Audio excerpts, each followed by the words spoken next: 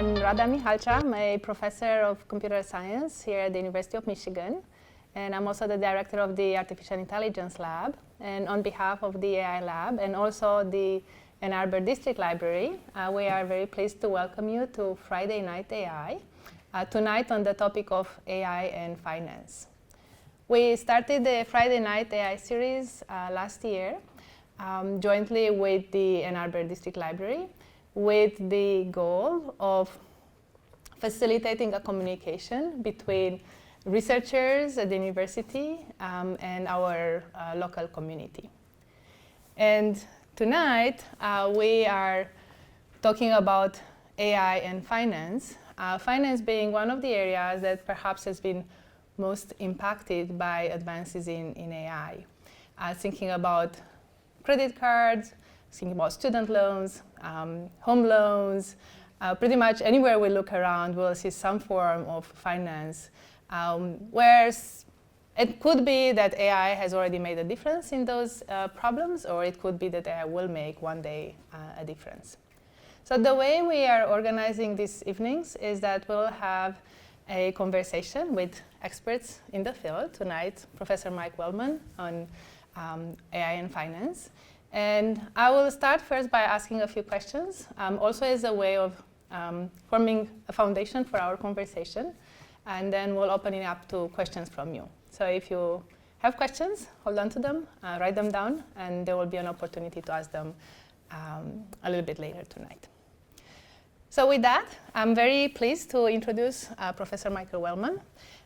He is a professor in computer science, also part of the AI lab. And he works on AI and in problems in economy. He graduated from MIT some 30 years ago. And for those years, he worked on several problems in probabilistic reasoning and also in decision theoretic planning, and primarily trying to understand computational market mechanisms. So we'll start with just learning more about him. So I will start with asking you about your interest in AI, how it got started, and what keeps you in AI. So it started a long time ago. So it's a question deep into memory. It's hard to even think of a time when AI was, every Friday night has been AI for me for a long time. Even in the 1980s, it was clear, at least to me, that the future of the world was going to be the future of intelligent machines, and that it was pretty inevitable that computers would eventually be able to do a lot of the things that people do, and some things a lot better. And that's going to really change the world. And I really wanted to be part of that. And so just having the opportunity to pursue graduate studies related to AI was something that I jumped on. And nowadays, everyone is interested in AI, which seems like a very normal state of affairs. It always seemed strange to me back then. Why wasn't everybody else then? Even imagine, at that time, if AI did make the news once in a while, and you would actually clip out the article and maybe save it in a folder. We can't do that today. Well, it's clear that you have a deep interest in core AI. Nowadays, it's not that clear that every single person who talks about AI is interested about the core problems. And the field of finance is of particular interest in AI. So why is that? What is special about the field of finance that would make it particularly relevant to AI and problems that AI could solve? Yes, well, actually, I think it's only recently that AI academics have started to pay attention to finance, and probably that's overdue. The financial system is a major sector of our economy, of course. However you want to measure, the volume of financial companies in the stock market, or just the amount of activity, the number of people who work in the finance sector, is huge. And even more critical is we know what happens when when the financial system does not work. 2008, that sounds like a long time ago now, but I hope you all remember very much the experience that when things don't quite mesh up in a financial system, the whole economy goes for a tailspin. In the financial crisis of 2008, we lost trillions of dollars of productivity, even though there was no natural disaster, nothing, no resources were destroyed. We didn't forget how to do stuff. It was just a miscoordination of decisions that people are making. The financial system is, if you really think about it, just a way of coordinating everybody's plans for major allocation of resources for the future. How people decide which kinds of jobs to take and which kinds of investments to make, which companies are formed, which ones are not formed. That's a coordination system. And what it does is it lets you take current activities, you're making decisions about what you put effort into now in the hope that you'll get some returns later. And the financial system coordinates that. It's really a big information system. It really is something that computer scientists should be thinking about from that perspective. How does the financial system compute this global system of investments? And when it works smoothly, we can build very complex societies and a global economy that has gains and growth all the time. When it stops working, we get major dislocations and a lot of pain and suffering. So we have a strong interest in a very functioning financial system. So we have it's very important, and yet we also saw in 2008 it's quite fragile. It's really even hard to say what happened all of a sudden that made it stop working, right? So we found out that some decisions we were making were systematically wrong, say about how much houses were worth. Everyone was wrong about that for a while, and then that put us over a cliff. It's fragile. At the same time, as Professor Mihalcea pointed out, it's one of the areas where AI is encroaching most significantly. AI is at the forefront of trading in financial markets. It's one of the main applications of autonomous agents. It's where where decisions are being made by computers instead of people to make trades in financial markets. Decisions are made about issuing of credit, approving credit card transactions, small loans, or they're advising other things. So it's simultaneously a fragile area and an area that's at the cutting edge of automation by machines. Seems like we should be paying attention to it as AI people. So how do we know how AI is being used in this to address this task in finance, and how do we even know that they are doing what they are supposed to do? So that's a great question, and the short answer is that we don't. An area that I've studied a lot is algorithmic trading. And you can't walk up to a company on Wall Street that's doing trading and say, show me your algorithm, I'm interested in how it works. They're not going to tell you there. It's a very carefully guarded secret. If you think of a new strategy for trading in the markets that makes money, you're obviously not going to want to tell anybody about it, because then you won't get the benefit of it. If you think of an idea that doesn't work out, you also don't want to tell anybody about it. Why would you tell anybody about your bad idea? So it's all very secretive, even more secretive than military applications and other things in my experience.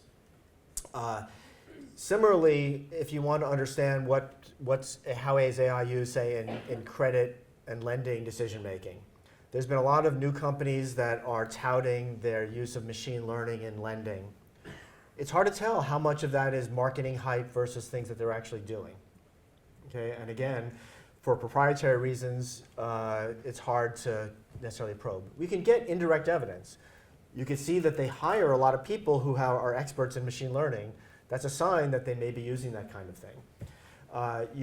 Occasionally, when things go wrong a little bit, or you get evidence about that, and that's something that researchers can try to figure out, is based on what is observable in the world, what must be happening.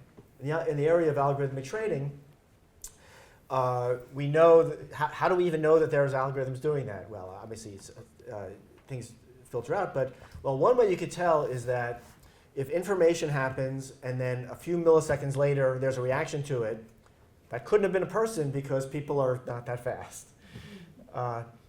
We talk about decisions being made in a blink of an eye. Well, a blink of an eye is about 300 milliseconds. So computers can make dozens or hundreds of decisions back and forth in that time for trading. And that is a key reason why it's been inevitable that computers would take over a lot of that activity, because they can react to information so much faster than people can. And there's no time when you make a decision to ask a person, because by the time the person even knows you're asking them something, it's too late. So just to push that a little bit further, thinking of the algorithms that power these systems, I understand that sometimes or oftentimes they are secrets and we wouldn't really learn more about them. But there are also cases where, for instance, your example of credit card, there will be people that will be impacted. So are there ways in which these algorithms are validated, that the decisions that the algorithm would make would be maybe aligned with what a human expert would do? There may be, and there should be more. So presumably, and we believe this is the case, that inside the companies, when they're developing these algorithms, they have processes for testing them, just like you would test any other software. And that might mean activating them on a trial basis for periods of time, checking their results. Certainly, in regulated areas, including markets, including credit and lending, decisions made by algorithms are still subject to the law. There may be some disconnects in that the laws are written under the presumption that people are making decisions, and it may not always be appropriate in situations when algorithms are making the decisions. And so when disputes arise, those kinds of things can sometimes come up in court, say what the algorithms are doing. But we lack, I'm afraid, really thoughtfully designed audit systems and other regulatory ways of ensuring that we really do understand how decisions are made in these, especially people impacting domains. So years back, there were no AI algorithms, so most of these tasks were accomplished by people, including trading or deciding who's going to get a loan and so forth. There are some benefits in using AI algorithms. You mentioned speed as an example. Are there other benefits of AI algorithms? Yeah, absolutely. So, and as an academic, I view it as a question for us to answer. Under what circumstances are the algorithms improving the system? How do we design the markets and the systems to make it so that the more beneficial approaches of algorithms come through? How can we just distinguish the situations when algorithms are beneficial or not, or which algorithms are beneficial? In trading, so that's an area where there really has been some displacement of people. When you evoke an image of financial traders, you often are seeing this little scene of a pit of people shouting, out things. That's just that does not exist anymore. That's totally, and the trading floor and the ringing the bell, that's all kind of for TV now. So what happened to those people? I think they mostly found other things to do, and the system is much more efficient just because much more trading can happen in higher volumes quickly. That's clearly a good thing. Electronic communication is saving a lot. Faster per se is not necessarily better. Maybe it is to a point. If you have to wait minutes or hours for something to happen, that could be real inefficiencies. If you take something that used to take a second and you make it take a half second or a quarter second or a tenth of a second, it's not clear how much better the world is. In the economy, not much interesting happens in most milliseconds. Not much is economically relevant. So there's a limit to that benefit. In the areas of credit and lending, I believe, and in my experience, most people who are advocates for, say, low-income or underbanked people believe that there are many trends that are going to really benefit underserved communities because of access to credit will largely be increased, at least in the first order effect, by algorithms. That there's a lot of rigidities in the current credit scoring system that systematically leave out many groups of people, and a lot of the opportunity for the new algorithms is finding the people who are not getting credit under traditional methods and realizing they're creditworthy and finding ways to serve them. So I think that delivery of financial services could end up being much more inclusive because of that. That doesn't mean that's the only effect, and there could be other unforeseen consequences of the way the algorithm's done that bring in new systematic kinds of issues. So you hinted at regulating AI systems. What is the current thinking around this, of understanding and regulating AI systems in finance? So I think it's very much a work in progress, and as you might imagine, the legal and regulatory system moves much slower than technology, so they're always kind of in a state of catch-up. I very much follow regulation of financial markets, and they get the tools and the latest technology a little bit later than the practitioners do in the field. But they are catching up, and there are, I think, much more sophisticated surveillance of markets and being able to at least know how to look for bad behavior in markets. That is assisted by technology. In fact, Regutech is a buzzword now of how to use AI for better regulation. In the area of lending, again, that's something that concern about bias and algorithms is very much in the media. Again, the regulatory system itself, I think, is moving much more slowly. There are some intriguing ideas for how things can be made better. So, if you have, let's just be oversimplified about it, a bigoted person who's making lending decisions, right? They have people, it's not that people don't have biases when they make these things. How do you prove that they made their decisions in a discriminatory or illegal discriminatory way? They can always claim they had other reasons. When you have the algorithm, you have the code, and maybe you could actually inspect the code in much more detail to see on what basis it made decisions, whether that was legal or not, or considered to be appropriately discriminatory or not. And similarly, you could ask it questions about what would you have done in some other hypothetical questions, and it can't lie to you because you can see what the code would have done in those other hypothetical situations. So I think there's a lot of interesting ideas about it. There's also challenges, but I think we're way behind. It's going to be an issue of keeping up with the practice. And in this thinking, is it talking primarily about algorithms as separate from the data that these algorithms use? Because you could think of bias existing in the algorithms themselves, or maybe in the data that the algorithms are learning from. Yeah, it's hard to really separate those parts of it. Any machine learning system includes the process by which it's determined what data the algorithm is trained on. I don't view as any clear separation between those things. I was thinking mostly of the algorithm might be fine in the sense of not having any bias, and yet it might be trained on the data that's coming only from those beginners. And so it might have some inherent biases that are just inherent to human nature. But I know that it's a hard problem, not only in finance, in general, the regulation of AI systems. So it's hard also because we're not even really sure what we want these systems to do or what they should do. Again, it's kind of like what I was alluding to before when I said that we have a legal system that is designed based on assumptions that people are making decisions.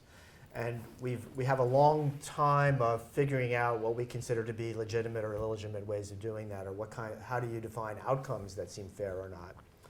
It turns out that if you really want to have a precise and rigorous definition of what is fair or not biased or not discriminatory, there's a lot of subtleties in defining that in a way that captures what we really want.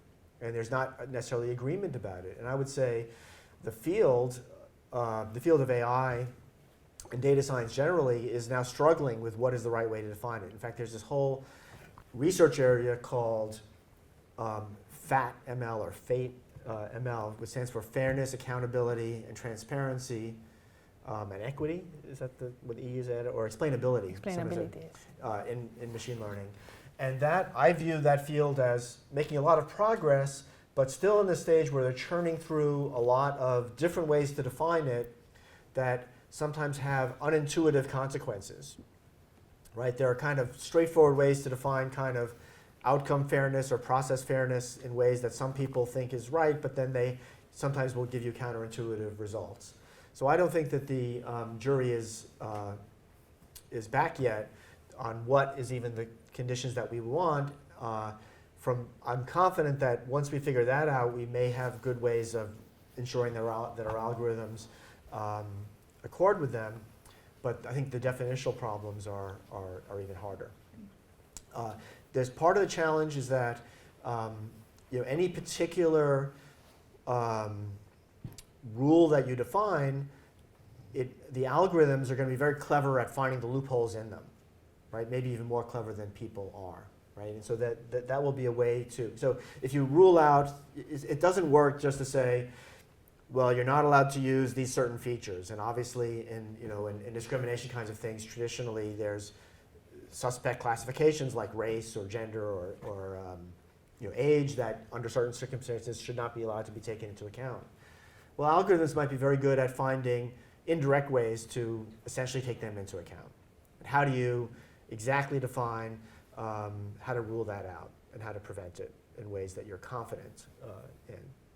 So a lot of new challenges as well as opportunities. So far we talked about how AI is currently being used and what are some of the areas in finance where we see AI algorithms. Where do you see AI applied in finance in the future? So I think there's a continuum. Certainly the current ways are just going to get more and more prevalent. So I think that in credit, actually AI has been used for decades in approving credit card transactions, that kind of fraud detection. And it's going up the chain to consumer loans, maybe business loans, maybe commercial lending. I think there'll just be that increase in pervasiveness. In markets, they're already quite pervasive. Some of the ways there's likely to develop are things that are of great concern to me. And for example, AI might be really good at market manipulation or fraud. The same skill at being great at finding loopholes. AI is really good at might be especially good at finding ways to scam people. If you put an AI system out in the world and you say learn how to make money, there's actually some low-hanging fruit of ways of making money out there on the network by doing new and creative scams. And so there will be a cat and mouse AIs coming up, controlled by people with nefarious motives, finding very negative ways of doing that, and enforcement and detection trying to follow that. And I think that is in finance, the fraud and manipulation are serious areas. Money laundering is another serious areas, and these are areas where AI is in both sides. They're in the side of committing the money laundering and trying to combat and detect the money laundering. Which wins, I think, is a tension that is playing out in AI in many fields, including things like areas that Professor Mihalcea works in, like fake news. It's on the faking side and the detection side. We have a lot of areas in AI now that are driven by a kind of adversarial dynamics, where you have automation on both sides and could maybe rapidly lead to new behaviors that we haven't seen before. So when we talk about finance, we generally talk about risk as well, even without putting AI in the equation. You already mentioned some of the risks that could be associated with AI in finance. Are there other risks that could happen in this space?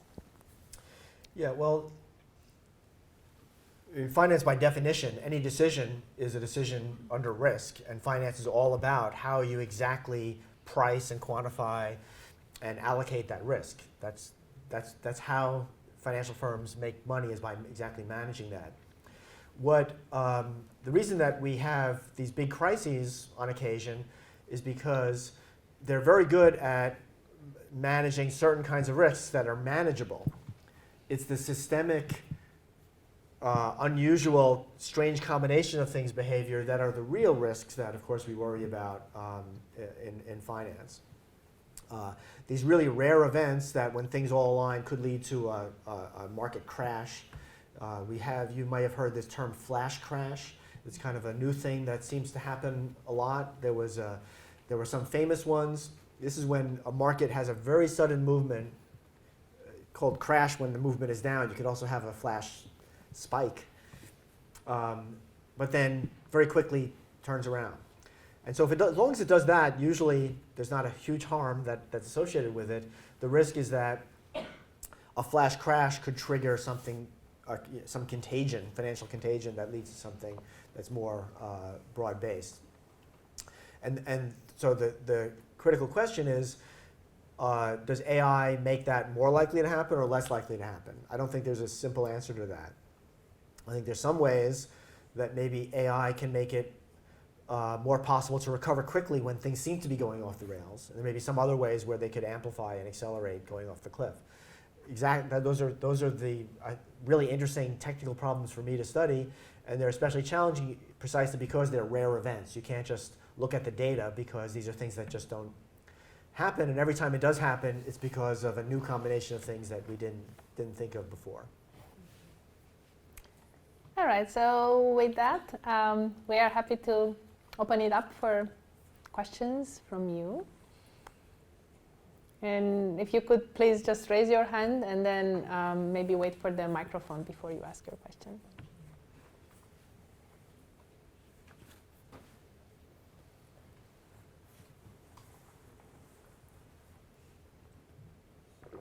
I'm just curious, what kind of jobs will be remain as a college student? What kind of jobs will be remain in the finance domain with the development of AI? And what kind of jobs will be gone in the next 10 years? Yeah, that's a great question. I think that 10 years, there'll be plenty of jobs for 10 years. AI, it's really hard to, for me, to look at any particular area and say that is safe from AI. We're all for AI will ultimately be good at a lot of things that people are. There's, as we see right now, everybody says, "Oh, we got to learn to program and learn that." AIs will probably ultimately be pretty good at programming too. So there's no, I wouldn't. I guess I would say that for in the short run, and maybe even for as long as 10 years, doing things that are pretty close to what AI does may be very good, because as AI increases in its prevalence, understanding AI and being complementary to AI will be a very positive thing. I think you have to pursue skills that are broad-based and generally useful, without worrying specifically about an AI taking over that particular thing, because ultimately, we're going to be working with AIs for a long time, and it really varies a lot. Let me come at it at a somewhat different angle. A lot of people talk about AIs substituting versus people versus complementing people, but that's also a thing that's always dynamic. So when AI first when Deep Blue beat Garry Kasparov in 1997, I think it was, so that computers were better than the best person at chess. That was a milestone, even though for decades before, computers were better than almost everybody. There's just a few guys that could beat the computers. And for a little while after that, actually even a long while, computer-human teams were still better than any computer or better than any person. That lasted for about 20 years, but it's not true anymore. Now, in a computer-human team in chess, the human's not bringing much to the table. Go is happening much faster. There was a much more rapid phase from it went from not even being able to meet medium-skilled people to being able to beat everybody. That was just a few years, very unlike chess. And for a little while too, there's been even I think right now we're still in the phase where the human Go collaborators do interesting things. This is going to be always a moving target. What AIs, what are the different relative abilities of people and computers, and it's, I think, very exciting to watch. And if I may add to it, I think it's also about the AI so far have been able to learn very specific tasks. So it's not broadly human behavior, it's more about, say, playing chess, playing Go, maybe doing dialogue for making restaurant reservations. So going after very specific goals, as opposed to broadly what the human would do. And I've been reading recently about this idea of whether AI would replace humans or not, and how many jobs will remain. And I think one way to look at it is that you could say, well, maybe AIs are very good at, say, maybe populating financial tables and reasoning about those, but there is much more that a financial analyst would do than just populating tables. So there is an entire spectrum that a human does in that particular job. So AI may be good at replacing humans in certain tasks, but it will, to me, there is still a lot of time that remains until they will be able to replace the whole spectrum of tasks that an individual does in a certain job. It's really hard to predict, though. I mean, I think it's worth trying to figure it out and trying to look at what kind of skills are involved and things like that. And if I were to be in a position to advise a young person of what to invest in, I would be somewhat at a loss. I mean, I would say, don't become a truck driver. That seems like a little unsafe. But you know, in retrospect, it was something of a surprise that algorithmic trading became such a thing that got totally automated. Because in prospect, we'd say, what? The first thing that is going to be fully automated is going to be things that involve thousands and tens of thousands and hundreds of $1,000 transactions, you know, that we're going to trust a computer to do that, connected to my wallet without me being in the loop. That seems kind of crazy. But once you show you can do it, and you're adding to the wallet, you know, people will go ahead and do that. And of course, in retrospect, it's now obvious. Okay, of course, computers can react so much faster to information, so they'll have this inherent advantages that we cannot possibly compete with. Other questions?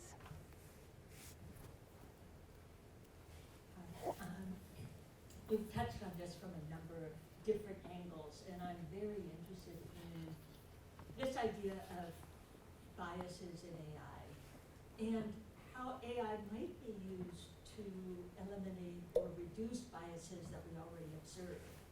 And what I'm wondering, forgive my lack of knowledge about AI, what I'm wondering is whether AI techniques could be used as a sort of forensic generator of data sets to compare what happens when humans are making decisions and when the machines are making decisions.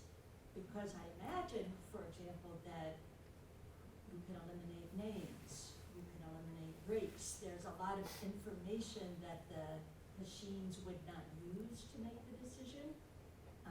I'll stop there. Yeah, no, I think that's a really great point. I mean, in principle, there may be some new opportunities because you cannot.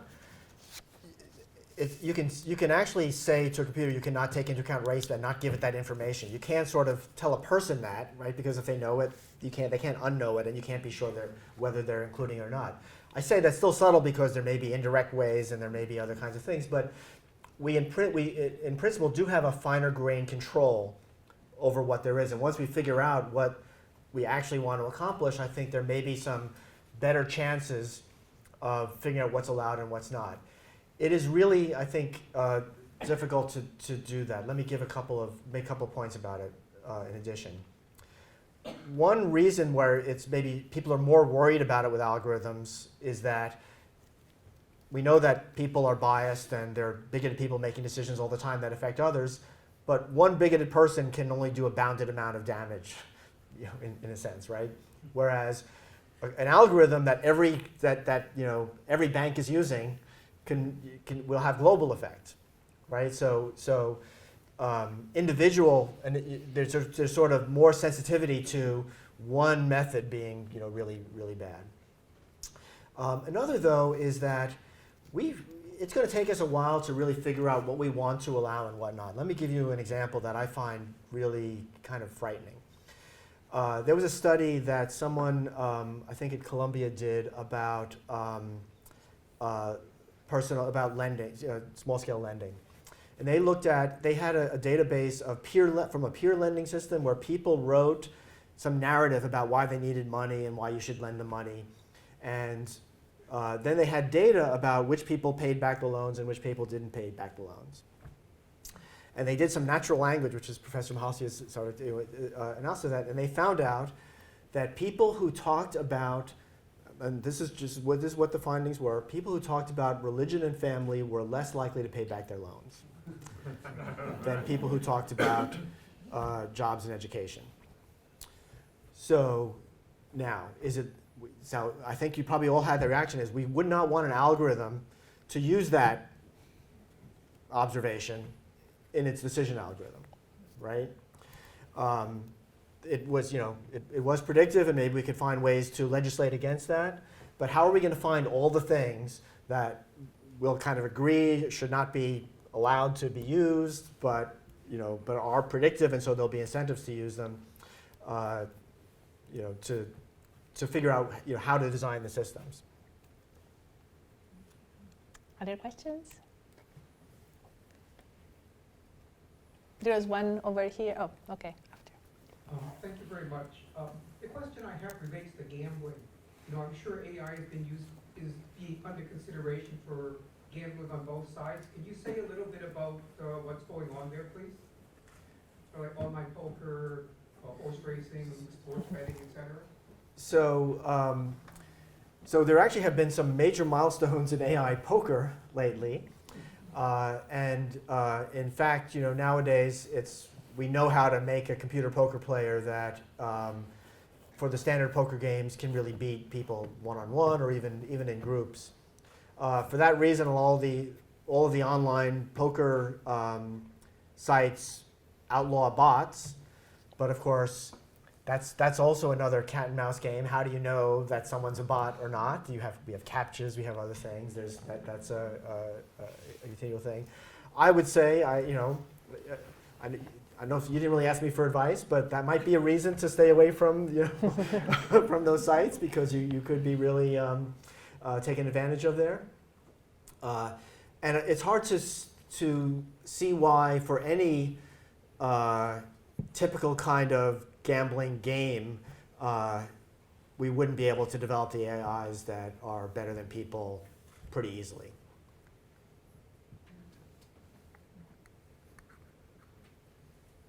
There's a question over here for a while.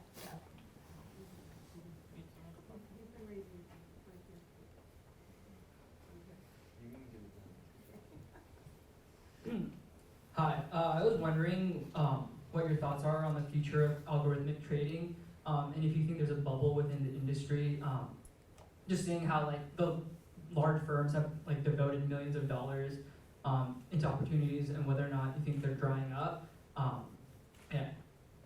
So it's always a little bit hard to measure the prevalence of algorithmic trading. It does seem to have leveled off, at some fraction north of 50% of the activity being algorithmic, and how you'd define that exactly is hard to say.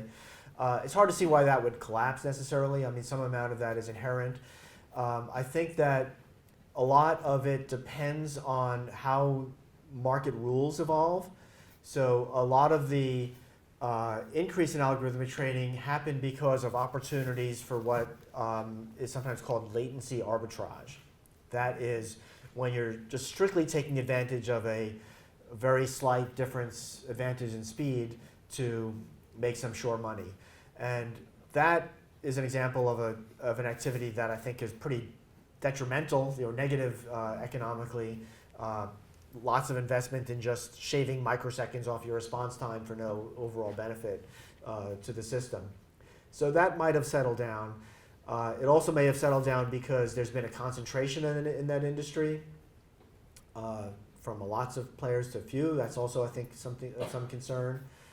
The next horizons that I think are worth watching with some concern are how AIs that have access to a lot of information that is not publicly available could use that for trading. So we, for lots of other reasons, have a lot of talk about issues about privacy, personal information being known by companies. A lot of that, and some big tech companies that have lots of information about lots of us that they get through lots of ways. Sometimes we worry about that because that's going to exploit us individually, and a lot of the work in AI and privacy is addressed to that kind of question. I think an underexploited kind of question is, what about when they can't really exploit us individually, but they can exploit us collectively because of all the amount of just general power of information that they have, and especially if they use that to trade in markets or to do other kinds of things.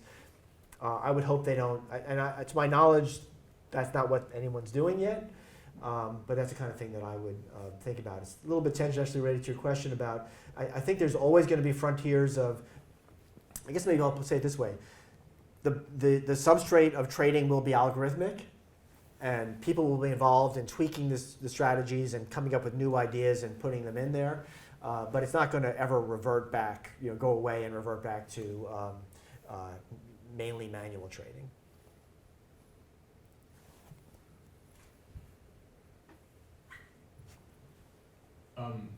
So you've talked about algorithmic trading, and I think a little bit about cases where like a technology can be developed that helps whoever owns it trade faster, smarter, like to their benefit and to the detriment of like I guess everyone else in the market, and possibly like to a social detriment as a whole. I wanted to know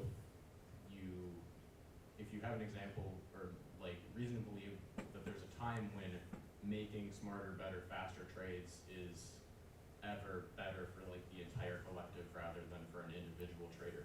Yes, thanks for asking that, because I don't want to give the impression that it's all bad by any means. And it really depends on the nature of the trading, the kind of strategy it is. So a lot of algorithmic trading is doing something called market making. Market making is when you focus on certain securities, and you're not trying to create a position in them, but you buy and sell them in order to facilitate trades by others. So let me maybe explain it a little bit. The fundamental reason for having financial markets is that people have investments, and they have different needs for investing and for liquidity. I might want to sell my stock because I want to buy a house or pay a tuition bill or something, or I may want to be saving from buying stuff because I'm saving for retirement. And the whole world is making these decisions at the same time because they're at different stages of life and they have different needs and they have different ideas about the companies. But the odds that the people who wants to buy this, buy X, and the person who wants to sell X arrive at the same moment at the same time are pretty low. The market makers say, well, someone wants to buy it now. I'm sure that someone's going to want to sell it soon, so I'll be a facilitator. They bridge things in time. And that's a real service to making the markets flow more efficiently, and that's why we can feel that our investments are liquid and we don't have to worry about keeping everything in cash because we have to pay tuition in 5 years. So that's what's a great thing, and that kind of function works well. Sometimes, again, being able to do that at a millisecond versus a second is not necessarily a difference. Sometimes markets are thick enough that you don't really need them, and so they're a little bit parasitic. So when they're beneficial and when they're not is actually a subtle question, and it's exactly the kind of thing that we want to answer. I think that we'll be able to generate equal numbers of kinds of ways in which they're beneficial as ways that they're potentially harmful. And what we want to do is design the markets, design the regulations to promote the beneficial ones and to try to make more difficult the harmful ones. Questions? Okay.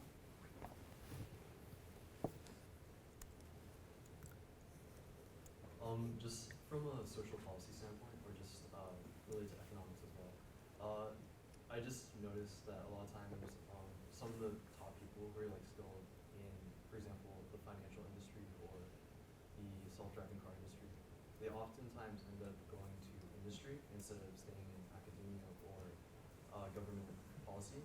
So how do you feel, specifically for finance, I guess, like that regulation standpoint can be addressed? Because especially like those people making decisions like need to be informed, but oftentimes it feels like there's a disconnect between the two. Could you repeat the question? Yeah. Yeah. Yeah, no, I think it's a very good question. So it's really about, I don't know, maybe a brain drain issue about, a lot of the people who with the expertise on the technology are going to industry as opposed to academia or government maybe, where they would be more directly pursuing the social impacts. It's really kind of interesting. It used to be that people would complain about all these AI PhDs that are going into Wall Street, and they're not serving, they're not doing some good thing anymore. But then they started going to like Facebook and Google and work on like making people click on ads more. It's unclear which is, I don't want to sit here and be making value judgments about the choices people make. There's they're legitimate things to do. I think academia I'm not worried about academia. I'm worried about it in the short run, and actually part of my job is recruiting faculty members, so I think about it all the time. And in computer science especially, where we have such a high demand for students now, and we can't grow our faculty well enough. In the long run, that will balance out, because academia is it's a great way to have a life, and I think it will ultimately be attractive to people. I'm actually a little bit more worried about government and regulatory bodies, because that's not as viewed as glamorous work, and especially in the finance industry, the amount of money that someone can be paid for being in the bank versus the bank regulator is it's quite a difference, and we don't want to encourage revolving door kinds of notions where the only people you could attract to the government are the ones who are going to be thinking about how they can then parlay their job into working for the bank. That said, I know I interact with regulatory agencies, and there's a lot of very dedicated, talented people there. They just don't always have the resources that they need. Sometimes, to be honest, that's a political issue more than it is a kind of talent issue. It's whether our political forces are putting enough resources into regulation. I think there was a question here for a while, over there.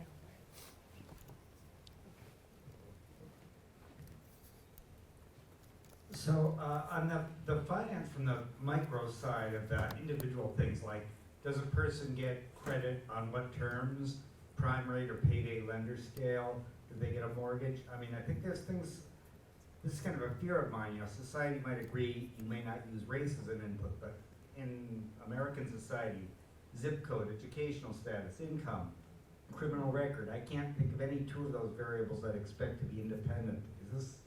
Is this a hopeless problem? Is my fear well-founded? So, I don't think it's hopeless at all. I do think it's challenging, and it's going to take a while to sort out. But I think ultimately we can even get to a better place on that. Like I said, I think it's obvious that the simple solutions don't work at all for exactly the reasons you mentioned, is because there's all kinds of proxy variables and others. But we can also use sophisticated understanding of the data and the thing that we care about to define the right principles. And I know there's really smart people in AI working on exactly those problems.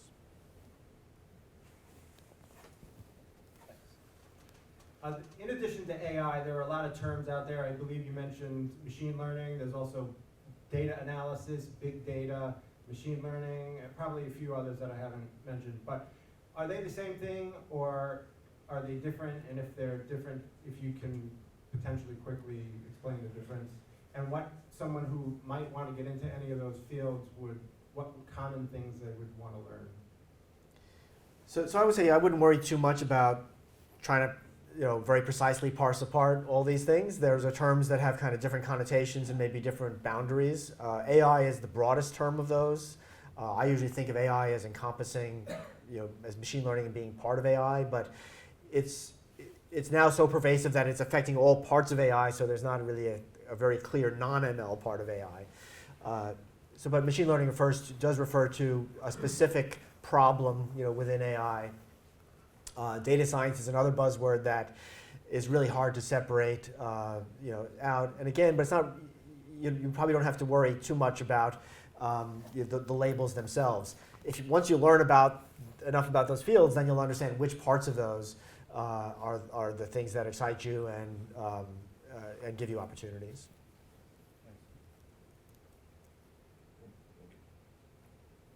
Hi, thank you for tonight. It's been very informative. So you started off by talking about like the crash of 2008 and stuff like that. So, but then a lot of what you've talked about has sort of been more micro economies and stuff like that. Are there any research into using AI to look at the larger economies as a whole? Yes, absolutely, and we're trying to do some of that research on how to model basically the interdependencies in the financial system. We use a technique called agent-based modeling, which is simulations where you're trying to model the decision makers of lots of actors that are interconnected. And part of what makes the financial system so complex is exactly these interconnections and also the uncertainties involved. So we are trying to develop tools to model that better and reason about it and being able to work different scenarios and using AI to both as a way to implement what we think that the smart players on those will do, but also to analyze the overall systems. Part of it also is trying to understand,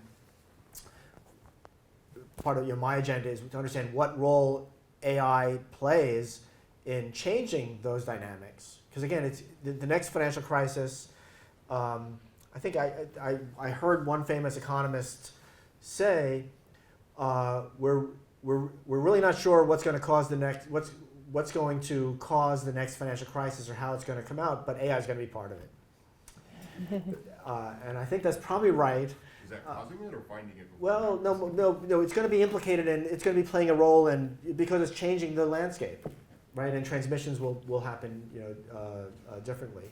So I'd like to try to get ahead of that and try to help anticipate some of those things. But that's really what's hard.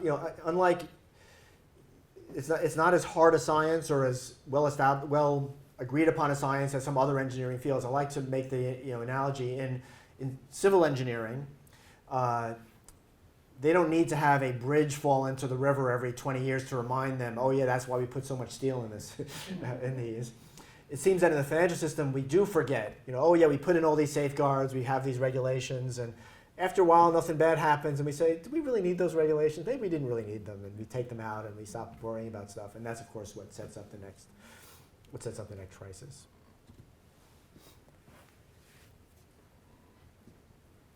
I wanted to, yes, working? I wanted to come back to the bias question that came earlier. I have the impression that learning algorithms which look at human data in order to learn acquire the biases that were latent and hidden in the data. So for example, if you have programs that are looking at literature, then they'll probably discover that the pronoun he is found more commonly associated with doctors than the pronoun she, and so anything that the algorithm does with that information is likely to have built into it some of those kinds of biases, and that seems to be a subtle issue that could pervade the kinds of things that you might be trying to eliminate. Yeah, absolutely, but it really is a tricky thing because it's really unclear what we mean by bias here, right? Because, and in fact, bias is actually necessary for machine learning in some technical sense. It's actually a technical word. Machine learning is all about discriminating, right? We're trying to discriminate one thing from another. We classify. We're in a lending decision, we're saying, is this a credit-worthy person from a non-credit-worthy person? We're trying to discriminate that. We don't want to use information that we consider to be inappropriate for that reason. This, the point you made about the correlation of males and physicians, and if you just read a lot of books from the last 10 years, you'd see that correlation. It is a fact, right? There is a certain demographic distribution, and it's not erroneous.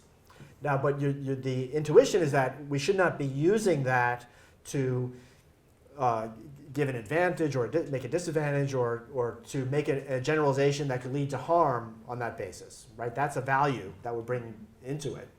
So the notion of what kind of distinction is potentially associated with a social harm is kind of different than the data being correct or skewed or whatever. you're not, it's not a simple relationship to that.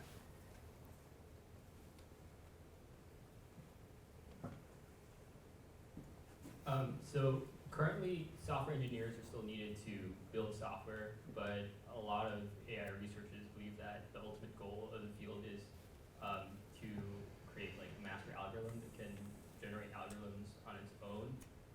So just like the chess example you gave of like a human AI chess team and the humans not being able to contribute as much anymore, at what point do you think software engineers won't be able to contribute to software engineering as much anymore? And if you think that the master algorithm is like a realistic outcome for the future of AI? Yeah, so I think it's just the question, and I don't know the answer. The short answer, I don't know when. I think it will be eventually the case. And I think we will go through a phase where software engineering is going to be this collaborative human-machine kind of thing more than it is now. I think we're starting to see some incremental moves in that direction. You know, much more sophisticated programming environments that incrementally automate more and more subtasks, which are great, you know, efficiency aids for a programmer. I don't know if that's going to have discontinuous jumps in it. Again, I think it's still a very challenging problem. I would be really surprised if 10 years from now we were, you know, most of the way there. But I wouldn't be, you know, it's hard to say that I would be surprised if 30 years from now we were not there. It's the kind of thing that's really hard to predict. But I would, and again, just to add to that, I think my view in general about this is that there are certain things that can be automated. Like, for instance, given a certain well-defined task to have a program written, maybe 10 years from now, we will not, even sooner, we will not need a software engineer. But there are other parts to being a software engineer, for instance, that to me are harder to be replaced by AI, such as creativity, intuition, a lot of the other things that we as computer scientists do. I think those, at least for my own foreseeable future, they will still be there in the, that people will do as opposed to getting algorithms to do those parts. But another way to look at it is that creativity, intuition are just the labels we put on the stuff that we don't know how to do yet. and you know, and that balance of what's a well-defined task and what isn't is something that is also subject to being moved. Which I think makes it, well, even more interesting. See what will happen. We can take a couple more questions if there are more questions.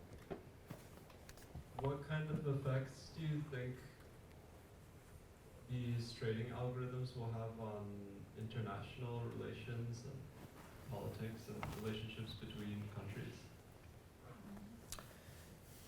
So I guess I'm not sure how the algorithmic aspect of that is particularly influenced. I think there's the fact that the financial system is itself global does have, you know, major effects on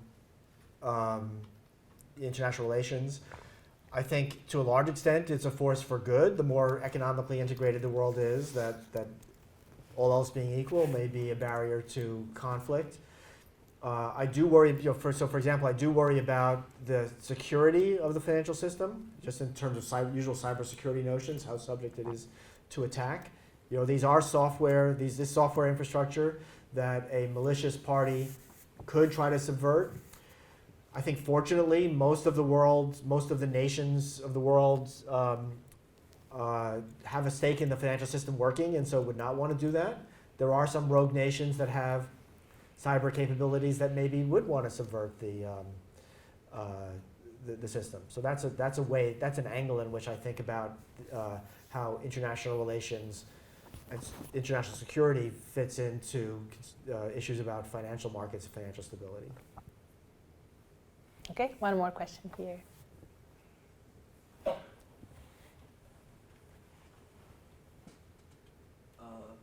Going off that, I'm just curious, like, how should all those developing countries, for example, like some countries from Africa, compete with developed countries, which have greater human resource capitals in AI? Do you think AI is going to be helpful for solving the global inequality, or it's going to make it worse? So that's a very broad question, and I think it's a very good question. I don't know. I think in some sense it could be equalizing, but again, we don't really know to what extent AI could be a force for winner take all versus, well, I think that partly has to do with how we regulate it and how it gets developed. If I can turn that specifically to finance, I think there's a lot of the potential developments in finance that really are very beneficial to the developing world and allow them to leapfrog things. So, we've had mobile payment, as an example, is something that has really brought financial services to many more people, than could have happened by the old system. There's people who have cell phones that don't have electricity, so they can get financial services, in a ready way. And I think that some of the even developments in smarter lending will also reach more people that way. So I think there's potential forces that could be quite positive that way, but there's also, again, dangers for inequalities to be exacerbated. There's no way to figure out what the balance is going to be. All right, so we'll stop the questions here. I would like to say a couple of concluding things. One is that as you walk out, there are some materials about the AI lab in the front, and also there are some cards on which we'd love to hear your ideas about what would be topics of interest for future Friday night AIs. I would also say that we have our next Friday night AI on March 13 on the topic of conversational AIs, on the AI technologies behind chatbots like Alexa or Siri. And we'll be joined by one of the teams that are currently competing in the Amazon Alexa Prize. So that's on March 13, 7 p.m. Here. And with that, I would like to thank Professor Wellman for joining us tonight and sharing with us his expertise in AI and finance.